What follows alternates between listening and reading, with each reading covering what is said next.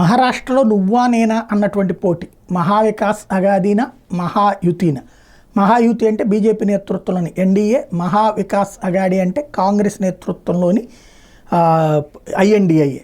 ఇది రెండు అక్కడ కూటములు సరిగ్గా. కాకపోతే అక్కడ లోకల్ పేర్లు పెట్టుకున్నారు, మహాయతి అని, మహా గఠబంధన్ అని చెప్పేసి, ఎంజీవి అని, ఎంవైవి అని ఈ చెప్పుకుంటున్నటువంటి పరిస్థితి. ఇప్పుడు అక్కడ ఇద్దరికి నెక్ టు నెక్ సిచ్యుయేషన్ అన్నటువంటి అన్ని సర్వేలు చెప్తున్నాయి.